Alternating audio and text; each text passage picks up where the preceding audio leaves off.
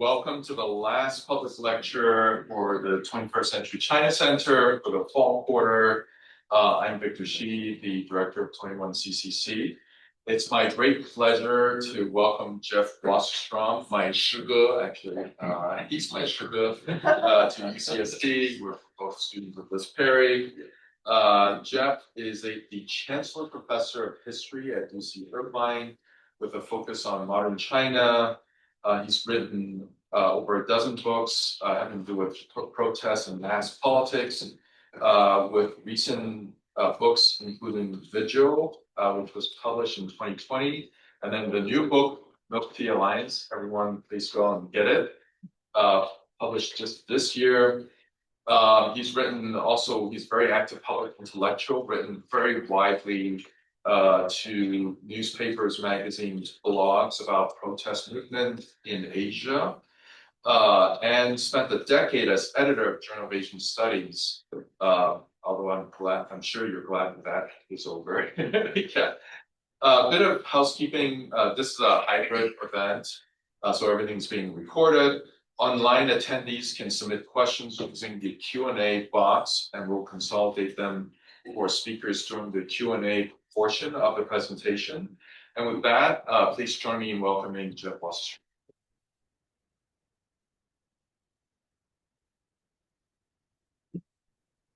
It's a really great pleasure to be back here, to speak and see so many people that I've known and I've known for a long time, and some I've read for an even longer time. And including, Susan Shirk, I had the great pleasure of seeing last in Orange County when she came to the other part of, and I got to moderate an event on an excellent book of hers for the Orange County World Affairs Council. I have special feelings about UC San Diego for many reasons. I try to begin any talk I'm giving with something specific to the place where I'm giving it and the moment in time when I'm giving it, just in case things are like up there on video and you can see it, and it could be anywhere, anytime, but I want to feel there's something specific. And in the case of speaking at UCSD about protest, and particularly about the symbolism of protest and the ways in which repertoires and symbols move across time and across space, there's a very strong connection to UCSD because the most important article I think I've ever written in many ways was one I co-wrote with Joe Escher, who of course was a central figure here, on the Acting Out Democracy, which was on symbolism and repertoires and Tiananmen. And so, in a certain way, I spent the first part of my career working on student movements of the first half of the 20th century in China, and then not thinking of I was doing anything on post-49, but then in the 1980s, there were protests happening when I was there in 1986, and then much bigger 3 years later on Tiananmen that had resonances with what was happening, what I was finding in the archives and writing about the past. So I spent the first part of my career moving from the historical part of my dissertation to having a dialogue between that and thinking about Tiananmen. And then I thought I was done with studying youth protests in this kind of May 4th tradition of protests, which we saw. Joe and I argued about parallels carrying over from the 1919 to 1989, with changes along the way and many differences. But then events in this, what I thought of as the May 4th tradition of activism in China, really stopped happening. It didn't stop completely. There have been moments when it's resurfaced, but I saw it as not being part of the main thing that was going on Chinese campuses. So I thought I was just moving on from there by the late 1990s. And then I began going to Hong Kong and seeing things I've been going to Hong Kong for a long time before that. But I always thought of Hong Kong as the place I went to stop thinking about that kind of topic And suddenly in the 2010s, there started to be events that, while they had very much their own dynamic and they were partly about Hong Kong not being swallowed up into Chinese history, and yet they had elements that were that resonated with that kind of Mayport tradition. So I was drawn back into this kind of thing. And then after doing a book about those, Vigil, I moved on now to thinking about the diffusion of some of those things, as well as merging with other things, along with going to other parts of Asia, which has taken me to working on Thailand and going to Thailand and working on Burma a bit, but not going to Burma. I went there once in 2013, between moments of darkness there.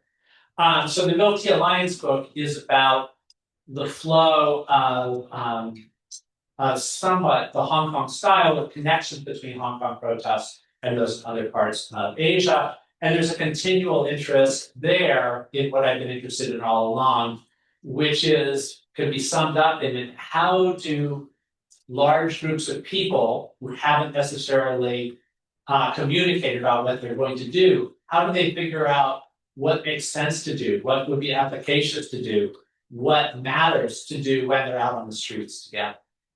And that's something that initially got me interested in the history of protests in China, and then has stayed through with Hong Kong and beyond that. So I will be telling you some things about that. That is the part about why it makes sense to be talking about this in San Diego, because Joe and I've had these long dialogues about that and how to important things. I'll talk about in a minute hearing this talk right now. I thought the talk right now part would be the fact that Nepal earlier this year brought the idea of youth protest in Asia back into the headlines the way that it hadn't been for a few years. But there's also personally, and even more giving this talk now, I've just made my first trip back to Hong Kong. I was there for 6 days in early November, so before the fire. But it was the first time I had been there since 2019. And so this is the first time I'll talk publicly about a couple of things that I noticed there. Not going into it in great detail, but there are things that show about how things have changed. And that we can say that this is partly a continuation of the story talking about Nepal, that there are different sites where some things that resonate happen at different points. There are different places that become focal points of protest. The campuses of the Chinese mainland stop being main focuses of protest, though very occasionally they'll have some degree. In 1999, there were some anti-NATO protests, and during the white paper protests, there were moments that suggest that there are things that still percolate under the surface, but it isn't a place that if you're thinking of where you're going to go and expect to see protests happen, it's not going to be there. For a while it was Hong Kong. It's now not going to be there either. I'm not sure if my studying of place curses it to no longer being a center of protest. We'll see if Bangkok still has another wave or not. But now you could say that there are places that we didn't think of. If you were thinking about where are the places where some protests and sort of happen, Nepal wouldn't necessarily have been what you would thought of as the next place in Asia to do this. But one of the exciting things I think about studying social movements, studying protests, studying youth movements is this unpredictability or the lack of knowing what was going to be there. So I think I want to begin in part what I'd like to talk about is that unpredictability, that unpredictability element, and how even if you spend your career focusing on a topic like social movements and protests, you will not be able to predict what will happen next with them or whether things will happen. And there's a consistent pattern here of, I think, things in my own career where I've made I try not to make predictions, but I slip into saying what I think will happen or acting as though I think I know what will happen next. And consistently, I'm wrong most of the time. I'm right just often enough that if people read just one part of what I write, they'll say I was prescient. And then I have to remind them about how many wrong predictions went along with it as well. So in terms of wrong predictions by others, when I went to China to do my dissertation research in 1986, I arrived in Shanghai in the summer of 1986 to do a dissertation on protests in Shanghai before 1949. And I decided, because since Victor mentioned Elizabeth Perry, who was very influential, I found out I was going to do different protests, including worker protests and student protests. And I found out that Liz had arrived and she had a project on worker protests. So with a good division of labor, I thought, okay, I'll focus on students. And I also thought students are good to focus on because they leave written records and they often become professors. And so if you want to interview some former student protesters, you can usually find them on a campus. So I was drawn to it. And I also was interested in students because it's easy to understand why, if there's a general strike by workers, this will send jitters through a government. It's harder to understand why, if students are protesting on a bunch of campuses, it will send jitters through a government, because growing up in America, there were sometimes, but usually very few times, when protests just on campuses would send jitters through a government, but it often seemed to happen in China. When I got to China in 1986, my advisors there, who thought I was studying a good topic, because I was studying protests that led to the rise of the Communist Party. So that was a good thing to be studying. But they said, it's kind of too bad you're here now, because you're interested in student movements, and this generation of students doesn't care at all about politics. They're only interested in the latest fashions, they're perming their hair, they're listening to music when they can rock music, they're interested, they're not gonna be protests. If you came here thinking you would see things on the streets that were like what you're studying, you're going to be out of luck. A few months later, there were the first protests not involving the adulation of a top leader, so I'll bracket off the Red Guards and things like that. The first really significant set of protests on campuses in China in decades. And so my advisors became a little more nervous. They said, so you're not interested in that, right? Because these are very different protests, because China's under Communist Party rule, and students, to be patriotic, just study art, don't try to change the system. I said, oh yeah, I'm not interested in that. I'm a historian. So I spend the morning in the archives and the afternoons on the streets watching. And then so I thought these are really interesting and significant, and there are some connections asked. First example of me making a wrong prediction, I finished my dissertation in the spring of 1989, when the Tiananmen protests were growing up. And I ended basically saying something like, and the tradition of protests that I've been talking about before 1949 has not completely died out. There's some protests, and in fact they're going on now, but there's no way they will evolve into something as important and epical as the events you've been reading about in my pages. And of course, right after that, the protests continued and grew and became giant. So I published a book very quickly, because if you want to make sure nobody reads your dissertation, you publish a book, because then they won't go to it. But it was an example where I had a sense that what was going on in the 80s was important and connected to the May 4th tradition. So people who just focus on that part would think, yeah, it was quite astute. If they focus on the fact that I didn't appreciate just how dramatic the Tiananmen moment was going to be, that was a matter of veiled prediction. And I remember at that time, I didn't go to China during Tiananmen for a mix of, there were for a lot of personal reasons, but it was also, there were other people I knew who were interested in that topic, and some went, but some didn't go because they thought they could very easily, by the time they sorted things out to actually get over there, it would be over. Because you just don't know how long these things are going to last. So flash forward to the 2010s, I become interested in Hong Kong protests. In 2012, there had been protests against the national education, an effort to impose patriotic education on the city. Young people rose up, including secondary school students were central to it, and they won. So it's really an amazing thing. The government backed down on that.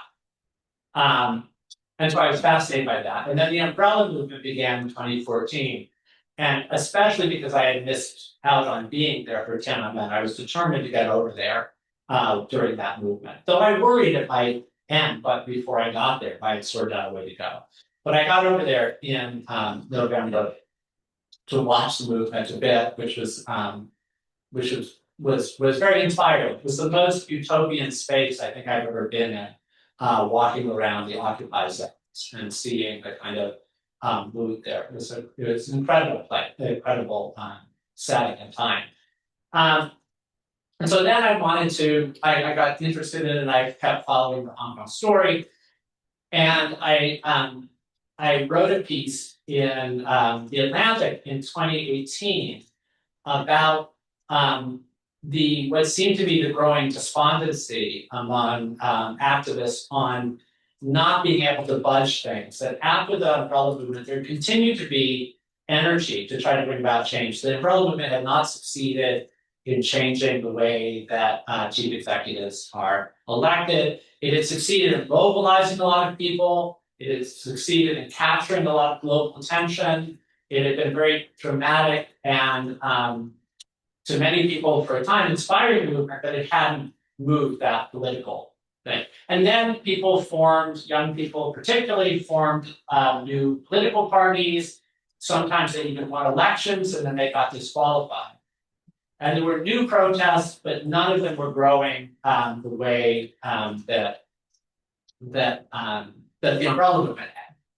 And in 2018, I witnessed a very a pop-up protest that brought almost nobody there except a few journalists and people like me who happened to be in Hong Kong and were interested in protests.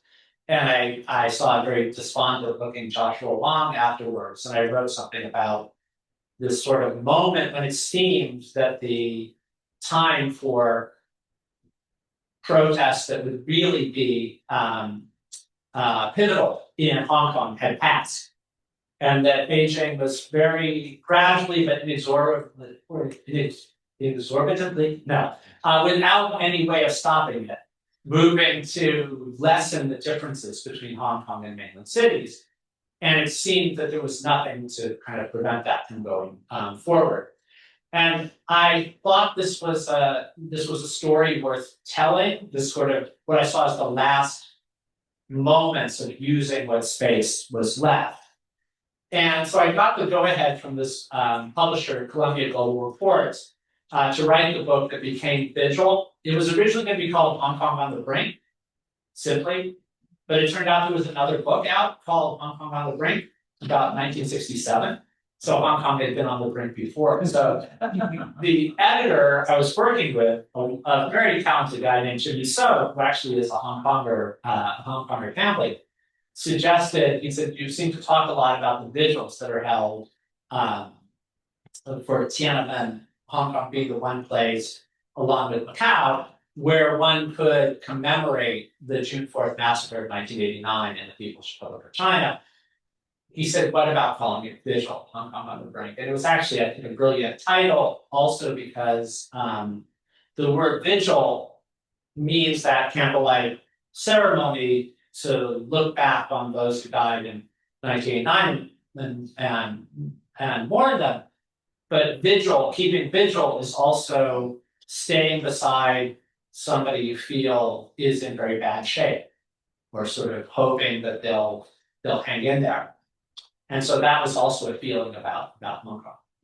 So to write about Hong Kong, I started this book, and I had, I think, in the proposal something about I didn't see any, I don't make predictions, but I don't see any scenario where Hong Kong doesn't eventually become essentially a captive colony of Beijing and sort of become a colony of a different sort, again, where decisions are being made by a distant capital. It's just not London, it's Beijing. And the publisher likes to say then that I was prescient and they were prescient to get me to write this book on Hong Kong. But what I have to say is that I thought when I was setting out to write it, that the book was going to end on June 4th, 2019, with the 30th anniversary of Tiananmen, and speculating I was going to go over and take part in the Vigil, which I had never been there, and observe it. And I was going to say that this is the end, that maybe this was the last time that there would be this kind of thing could happen in Hong Kong. Now, it turned out to be the last time that something like that could happen in Hong Kong. And I do think that saying that Hong Kong, in many regards, has become a new kind of colony, which is nothing. C.K. Lee has a wonderful book with an extended argument about this. I'm not alone in kind of talking that way. But when the publisher says, look at this, this is kind of prescient, I have to say I was so totally wrong about many things because I didn't think there would be the biggest protest ever in Hong Kong after June 4th of Vigil. In fact, I went over for the Vigil and there were some protests. And I had a ticket to fly home on June 7th, I think it was. And I went to one more protest. On June 6th, there was a very moving protest, silent protest by lawyers, held silently to sort of mourn the impending death of the rule of law in Hong Kong, or threats to the rule of law. And then I got on a plane and flew home. And 2 days later, there was the biggest protest of the movement, 1 million people by some estimates on the street. And a week later, there was even bigger protest by some estimates, close to 2 million people. And these are not just biggest protests in Hong Kong's history, but by some metrics, some of the biggest protests in the history of the world. If you think about series of protests by a percentage of a colony, 7.5 million people in a colony, and even say 1.5 million of them on the street is just staggering.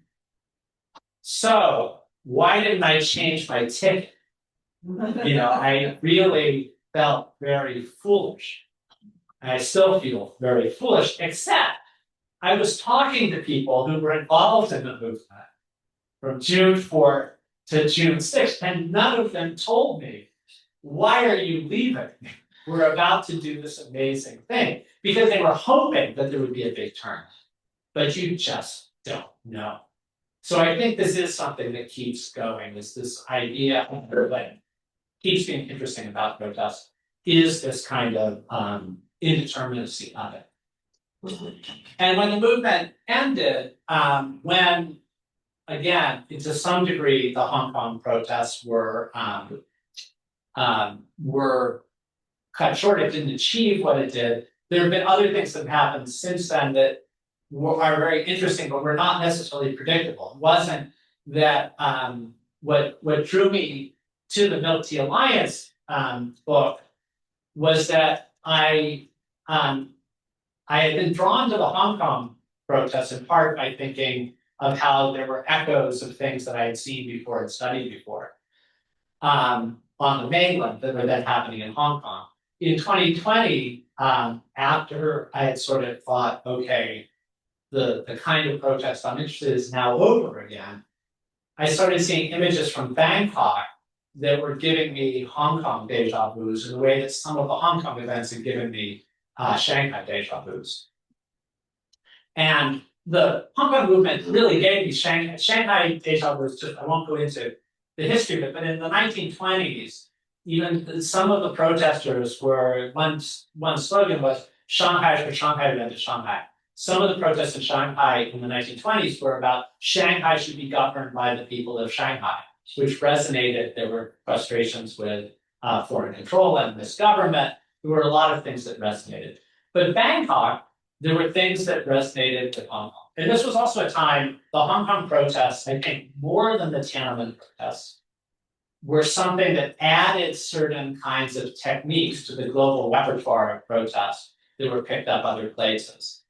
I'd like to be corrected if I'm wrong, but I don't know of anything that happened in Tiananmen Square that other people said found it inspiring, but the tank man did standing up to a tank. They took inspiration from the courage and things that happened, but there wasn't a new tactic. The tactics, things like the hunger strike, were things that happened before. Hong Kong was seen as actually, though it wasn't necessarily the first place to emphasize a leaderless movement, it was one of the first places to do that. The slogan "Be Water," or the idea of a flexible flash mobs and trying to keep it unclear where you were going to move and to flow like water, something borrowed from a Bruce Lee idea, was picked up, and creative ways of disabling tear gas by putting traffic cones on them, using umbrellas against pepper spray volleys, things like this. These were things that were picked up in a lot of different parts of the world in around 2020, but particularly picked up in Bangkok. And there were some connections between Thai protests and Hong Kong protests going back to the middle of the 2010s that I was vaguely aware of and then became more interested in. Like Bangkok activist who had been inspired. He had been working in his schools to try to stop militaristic educational practices in Thailand, and inspired by what he found out about Joshua Wong doing. He had gone to Hong Kong to meet Joshua Wong and convinced him that the two of them were meant to work together. A young guy named Netuit Chotaphat, whose friends teased him, "Of course you should go meet Joshua Wong. You even look like him. You're both nerdy guys with glasses who are very intense." And they met, and Netuit tried to bring Joshua Wong over to Thailand to speak in 2016, and Joshua Wong was stopped at the airport in Bangkok, detained for 12 hours, and put back on a plane back to Hong Kong. There were growing connections between the Thai junta and the Chinese authorities that was part of behind this.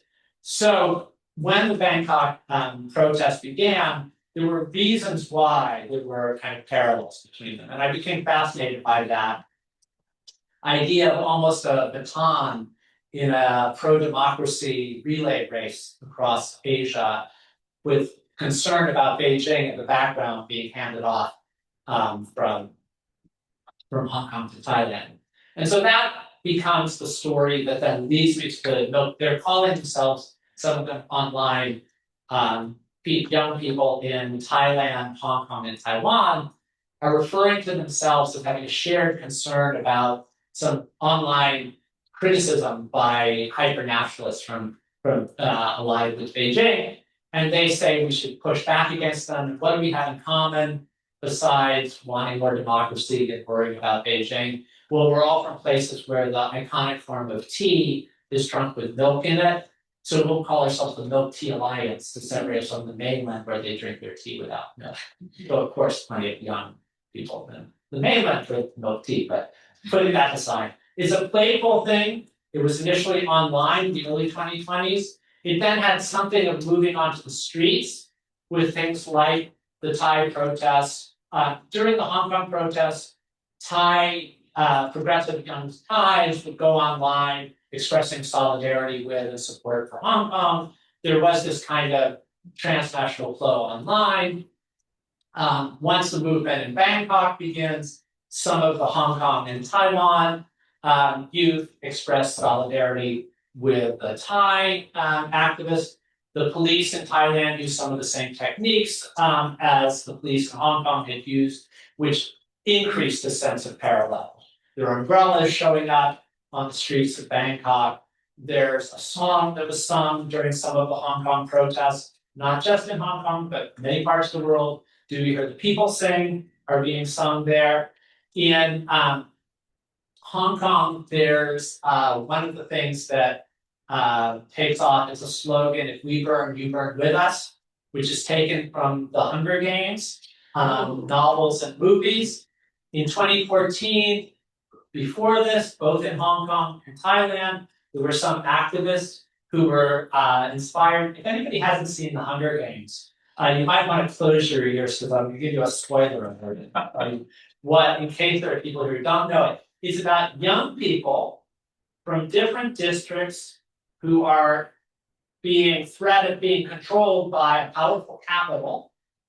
And they're seeing themselves as quite different, but over time, they band together against this powerful capital, and they rise up against all odds, and they win.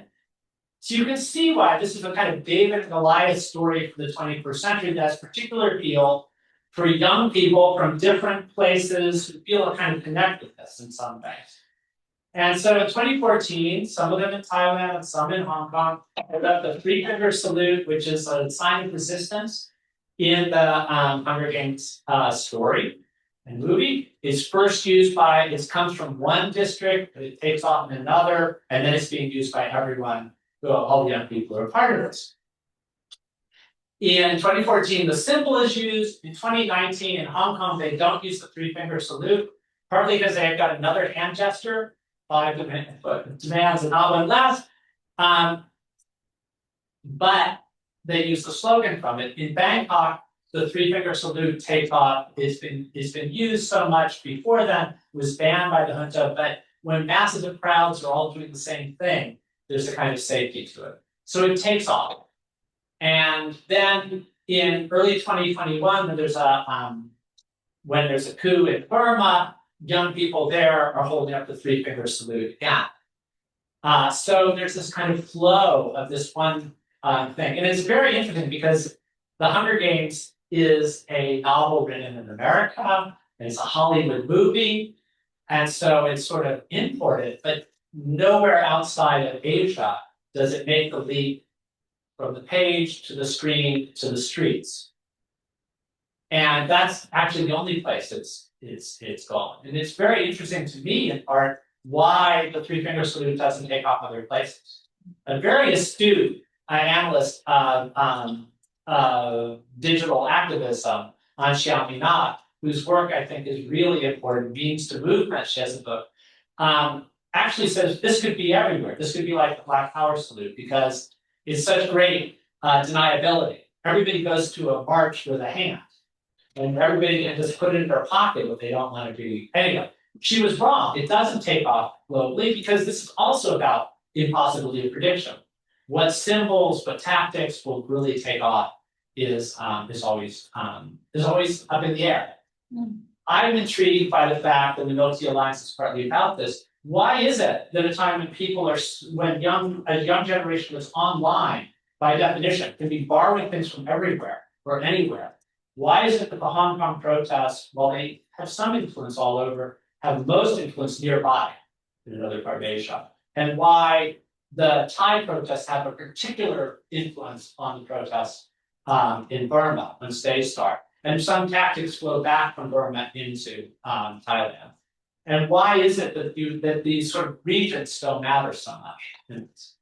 So this is about where the Military Alliance book profiles a set of activists, mostly one activist in particular from each of the three places I mentioned, Hong Kong, Thailand, and Burma, sort of with that, baton pass, 2019, 2020, 2021, and explore some things about them. And I'll just mention that it's largely, the Military Alliance is never a formal thing, it's never institutionalized.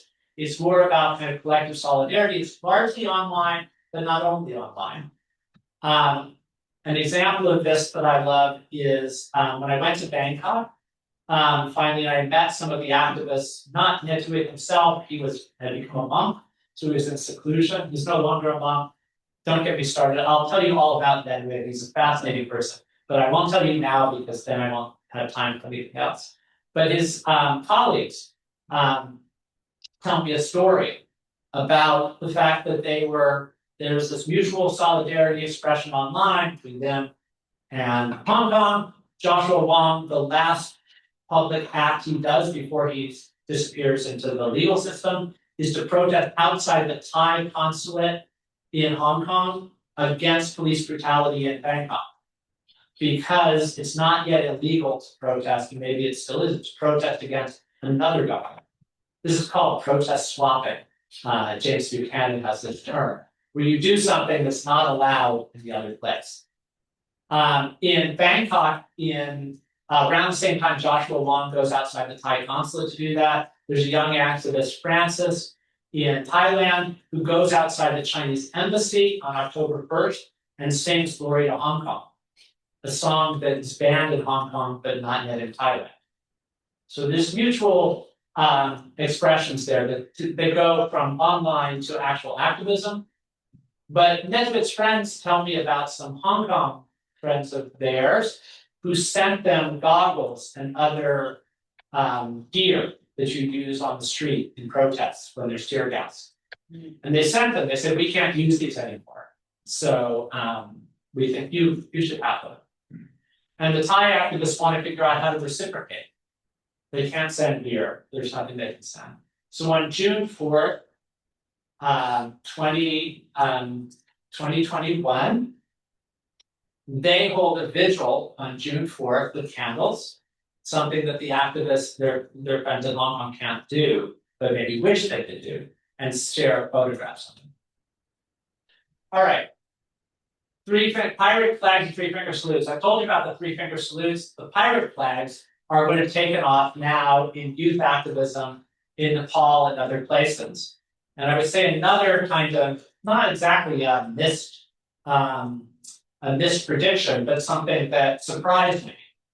In the No Tea Alliance, I've been struck by this three-finger salute and Hunger Games symbolism. Here, by the way, is something from 2020 in Thailand. This Katniss, that's Jennifer Lawrence playing Katniss Everdeen, holding up the three-finger salute with a slogan written out in Thai that says, "Let it end with this generation," which I know from my Thai, the Thai youth who helped me with the book, and I guess a good contributions credit, because I don't read Thai, but I needed that. But that was a kind of connection. But I guess my feeling going away from this is there are going to be some symbols, some things that will not go beyond the region. So when there's starting to be this pirate flag showing up from the manga One Piece that then became film, anime, and live action, and then makes the jump from the page to the screen to the streets, it's been used in Indonesia, and it's then used in Nepal. And in Nepal, it really takes off. So it's flowing within Asia. And it's something that is, again, youth activism. It's about a kind of mischievous figure, rebel figure. I haven't done my research. I haven't watched enough One Piece yet. That's on the agenda. But it's about rising up. It's a playful way of talking about serious issues. And it's a readily recognizable symbol to people immersed in a particular generational popular cultural sphere. So it's like the Hunger Games in that kind of thing. So I was prepared to see it not go beyond Indonesia and Nepal, and I thought maybe we'll look for another parts of Asia. It makes the leap to Morocco, Madagascar, Peru. You guys pick that. So you never know when something will go global or go local. Things, when they go global, they do tend always to be partially localized, like that Thai slogan written over the Hunger Games idea. And there are some places that I would say, knowing about history, you should watch for in the spread of this kind of symbol is for it to be localized and be put to different kinds of uses. And there are some images of it where the hat is different going for the locale difference. All right. I thought that would be, the Nepal part would be about the present, but I'm going to go further. But I will say that when I finished the No Tea Alliance book, it came out early this year. The No Tea Alliance had really kind of lost its edge, had stopped being a very important thing. I thought it was a book that would be really a historical thing that stopped being about something that was a living thing. And that's right. But in a certain sense, it was saying, pay attention to the way globally circulating symbols from youth culture these days can take off very quickly and spread across borders. So in that sense, it was a preparatory thing for thinking about what's been happening with One Piece. I think the Hunger Games analysis fits in there. All right, this is the most recent trip I made, photographs I took in Hong Kong recently, mixed with a few, one photograph I took in Hong Kong when I was there last before this was December of 2019. The picture in the far corner there, which shows Jennifer Lawrence as Katniss Everdeen saying, if we burn, you burn with us, was one of the last, I saw that on one of the very last, very large marches in Hong Kong, 100,000 or so people on December 8th. And that was one of the posters I passed by. The first poster I saw when I was in Hong Kong on this return trip, right near the hotel, was Jennifer Lawrence being used to sell luxury goods, which I think shows some of the contrast. I did not see any protests on the streets of Hong Kong. It was not what you routinely see there. But it doesn't mean that all spirit of resistance is gone. Sometimes things go underground for a long period. If you think about all kinds of periods in the former Soviet bloc, you can focus on these moments of eruption, 1956, 1968, 1980, but there were plenty of times in between when you would have been mistaken. You said, now that that failed, everybody's fine with the new order, or there's no error, but it's a matter of there isn't space for things. Bruce Lee, who had the saying, be water, flow, and that can be a form of strength. Bruce Lee is still around, but he's being talked about not in that way. And there's one other photograph from the last time, the time before I was in Hong Kong. This was the last evening I spent in Hong Kong. And it was a kind of vigil for somebody who had fallen or been chased to his death, depending on how people thought of it, from a parking garage when police were moving in after a protest. And young people were organizing a kind of vigil for him and treating him as a martyr, even though the official story was that this was an accidental death.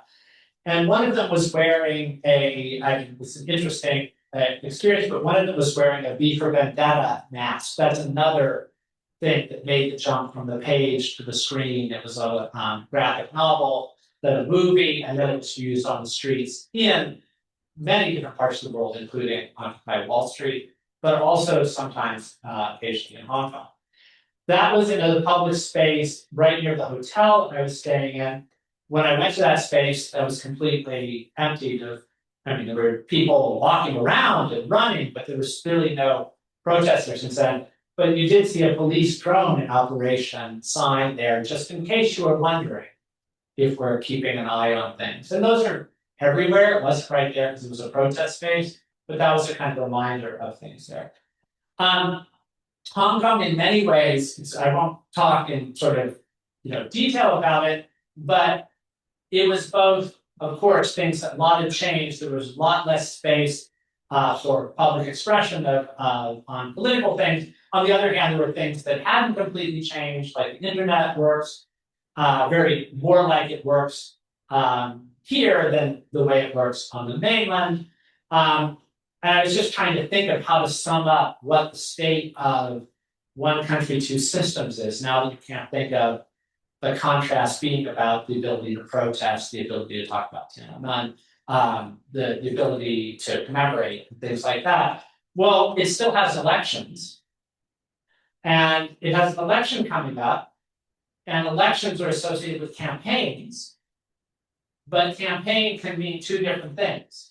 A campaign can be where opposing parties are campaigning to try to alter the direction that the next government will go.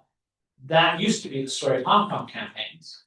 Whereas campaigns on the mainland, the one country part, campaigns were something that were coming down from on top to try to get people on board to do something. Hong Kong has elections in a way the mainland doesn't, but the only campaign really, they're between vetted candidates. The only campaign is this poster that's everywhere, telling people to vote on November, on December. This is what is that? Yeah, but December, it is a couple days now to do that. But the kind of saturation, these are all the same poster, was not like Hong Kong. It was much more like I had mainland flashbacks when there was a campaign, which could be a civilized behavior campaign or whatever there. So there's still ways that things are very different in Hong Kong, but also things that have converged. So here we are now in 2025 as the year of the Gen Z protests, year of Gen Z protests, and year of the One Piece flag. And I'll just say that one of the things that kind of historians love to do, but I think is totally appropriate in this case, is to say, if you've just discovered Gen Z protests, actually the 2019 and 20 to 2021, most of the people on the street belong to Gen Z. And if you're saying that this is something that's incredibly curious because it's about pop culture and they're taking something very seriously from the realm of playfulness to the streets, well, we've seen that before too. These are some just images that go with the things that I've been saying. I'll just mention a couple of things. One being something that came from the West to Hong Kong and Thailand was not just the Hunger Games, but the aphorisms from Timothy Snyder's On Tyranny. Hong Kongers printed out some of them as slogans. Some of them were carried on the streets in Thailand by people like, this is Netuit and his friends, and they run a publishing area, and they brought out Timothy Snyder's On Tyranny, as well as Hannah Arendt's Personal Responsibility Under Dictatorship. And these were things that they went to the streets with, and they distributed as well as integrating into their protests. There's a poster of Agnes Chow when she was running for office. When there were times when the veterans, the umbrella movement, thought they could work within the system and with legislature, they played on the Hunger Games idea by having her cosplay as Jennifer Lawrence and saying, we are the Younger Kings. There's music that connects these movements, but I'll save that for another time. And I'll just end by saying that since I talked about my last books, my next book won't be about youth movements. It'll be about George Orwell in Asia. But youth movements will come in because during the 2014 umbrella movement, one thing that people borrowed from the West and put to a new use was the slogan, all animals are equal, but some animals are more equal than others, taken from Animal Farm. And one sign that all kinds of control are not completely gone, are not completely the story in Hong Kong. When I was in Hong Kong, my favorite keepsake I bought was the first ever Cantonese translation of Animal Farm, which was published in 2021, which I think was quite a daring act, if you think of that as having been a slogan in 2014. And even keeping Cantonese alive is, in a sense, an act of talking about or expressing your desire to keep something separate about Hong Kong. Thanks very much.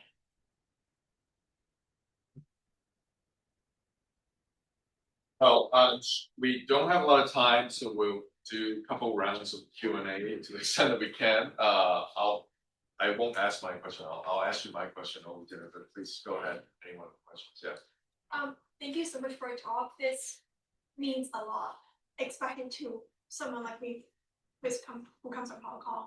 It gives me a lot of flashback of all the protests in Hong Kong. I'm actually quite interested in what you mentioned about how protests in Hong Kong kind of affected how like other places in Asia, like how people like conducted their own protests. I'm just curious, like how did Hong Kong affect like the its surrounding regions in terms of protests, like other than technique? Like did Hong Kong also affect other like protests besides techniques? So Can I just yeah, take yeah, a couple yeah, more? Yeah, let's yeah. take a couple more. Any other questions?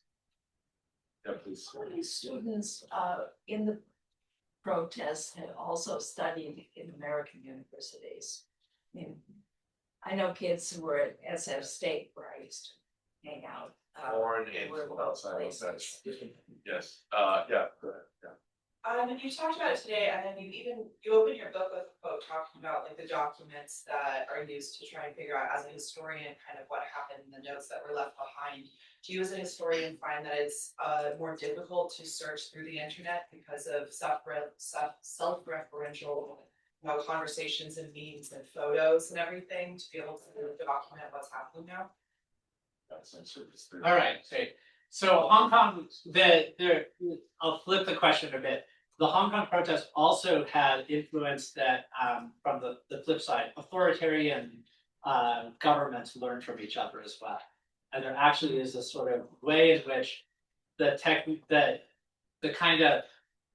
was a lesson learned, I think, from Hong Kong. The Hong Kong authorities tried very hard not to have people killed on the streets because of having what they dealt with Tiananmen. And there was a way of using a lot of brutality but not killing. This means in Thailand and in Hong Kong, they're doing something that I just learned the term from, which is charge stacking, which is not giving very long sentences to somebody you want to punish very quickly, but giving them a small sentence, and then when that sentence is almost served, you come up with something else that keeps them in jail again, which is what's been happening, which happened to Joshua Wong. He didn't get a 20-year sentence. There's also sometimes delayed repression. People were not all arrested after the national security law came through. The statues for Tiananmen didn't disappear for more than a year. They were left on campuses. So there wasn't any way, there was a kind of protracted moment of the repression that lets the world get distracted and move on. So that was a learning. That's not your question, but I think that's an important thing to get in there. There's a human rights lawyer in Thailand that now has charges stacked. It's up to 20 years, but it was initially 2 years. Studying abroad, otherwise, well, the really important story about that, I've got to say that there is a degree to which the Milk Tea Alliance disproportionately uses in English. There are some people, this is about a very globally minded, tapped in kind of set of people. Studying abroad matters. Also, there are places, the connections between some of the activists are sometimes places not the West, but being abroad in other places does matter. There are connections. Taiwan is one place where students from Burma, Thailand, and Hong Kong might interact, that people can share things. I think region matters in part for this, that these are places that are easier to go to, you're more likely to connect with. The transnational part of it in students abroad was very important for the story of the white paper protests in China, because there were symbols that were kept alive by students outside of China that percolated back into China. Every period has different challenges with what archival materials there are and how you use them. And the internet and the saturation of images is both a boon, it's like, gosh, there were so few photographs to work from on things like the 1920s that anything I found of this visual evidence was just golden. So in a way, I thought, by the time you get to Tiananmen, you've got this footage and you've got it, but it's disproportionate. It was all shot in Beijing because that's where the film crews were, almost all of it. So there's always imbalance. And Louisa Lim did a just amazing job to try to bring the Chengdu massacre after the Beijing one into the story, because you couldn't rely, it could be so easily covered up and forgotten because of the lack of this. So I think I worry more about the kind of disproportionality. Like, okay, if I'm seeing a lot of something, does that can I say that's part of the whole movement? Or is it just about where the action was at a certain point? And I went to both the Occupy Central protest zone in Hong Kong, which is the most documented, and to the Mongkok one that was in a more working class area part of the city and was very different in very interesting ways. There was more popular religion symbolism mixed in, less probably of some of the global pop culture that I'm talking about.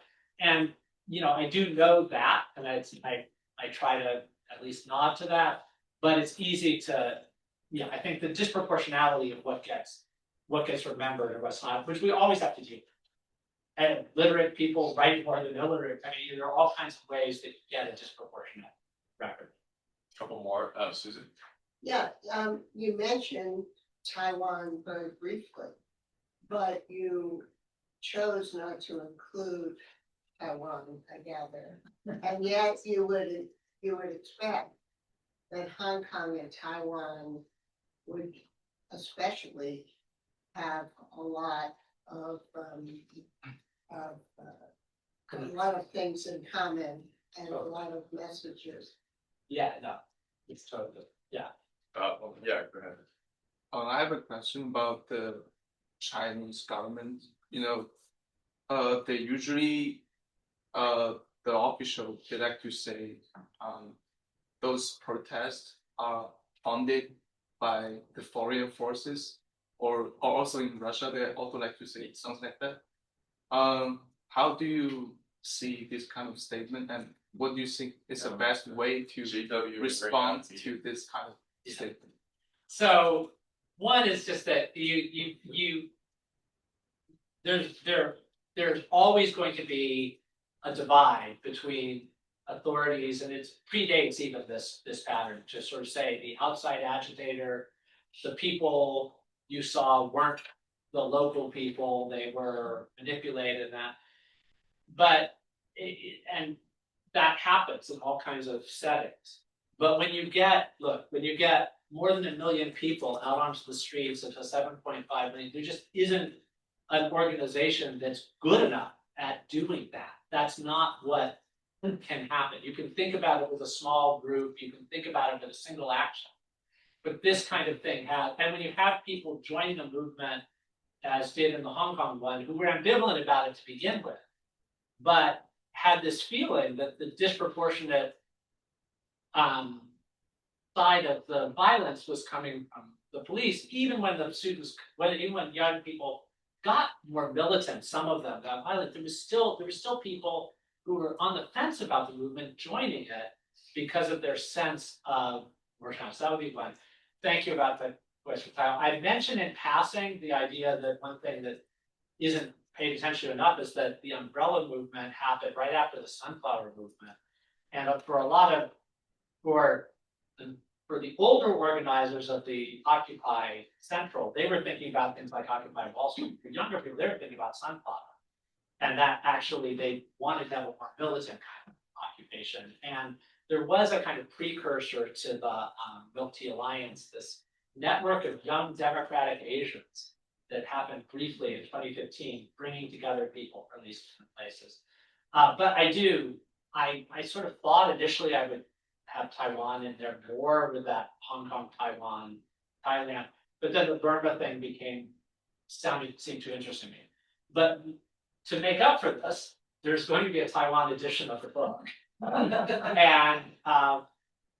they asked if I wanted to write a preface for it separate. I said, great, because I will be able to make up for this problem. And so I think they thought I would write about, it's a 25,000 word book. I think they thought I would write about 1,000 words preface. So I thought, but I wrote 3,000 words, which is really an extra chapter. And I said, of course, this is too long. And they said, no, this is what we want. And so the Taiwan edition will also have something about South Korea, because right after I finished the book was November. I was about a year ago.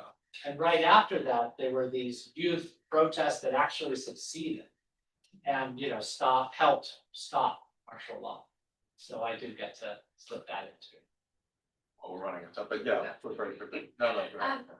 I'm interested in, I mean, obviously Beijing is the focus of Hong Kong, but when you think about the organizers in Nepal and Thailand, are they thinking about Beijing directly, or are they thinking about it more as an analogy? Is Beijing's influence? So no, that's a really good point. And by the time you get to with Thailand, there are some activists who are clearly thinking about that the regime there is getting closer to Beijing, and there are some of the activists, and some of the activists are of Chinese, a lot of them are of Chinese Thai origin, and they think this is the wrong way to be connecting to China. And so some of them are thinking about it very directly, that this is part of what's propping up this. By the time you get to Burma, they're welcomed into the Milk Tea Alliance. They also use milk tea, but China is not a major part of their thinking, even though there is the idea that it is part of things that again is propping up. Nepal, I don't think they're not talking about it, they're not part of this, but so it becomes this fluid thing. So I think it's one of those where, yeah, it's initially has a stronger meaning with Hong Kong and Taiwan. And actually the Hong Kong Taiwan part, the umbrella movement, one of my favorite photograph I took there has one poster up that says "Beware Taiwan. Today's Hong Kong could be tomorrow's. It could be your tomorrow." And so there is this very direct thinking there. That's much stronger. The other stuff, it's a more catch-all though. You know, I think there were times when probably, though, don't quote me wrong, there were probably times when something like Yankee Go Home or Down with American Imperialism got to a point where it was most relevant in places where American imperialism was directly connected. But there were others, it became more about this sort of this mood of it. So I think there's more that connects them with their desire for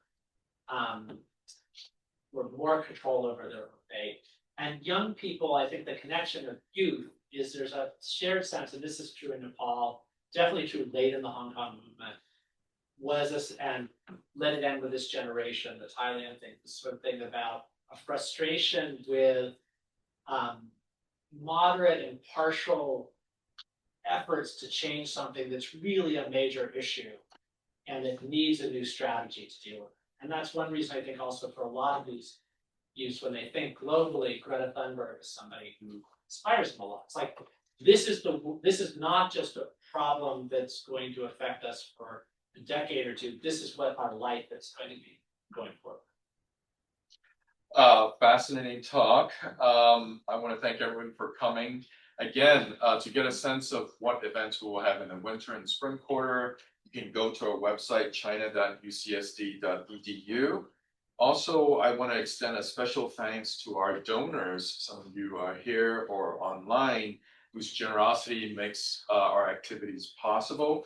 If some of you want to help support us, you can go also to china.ucsd.edu and click on the support tab, and we'll give you information on how to support us.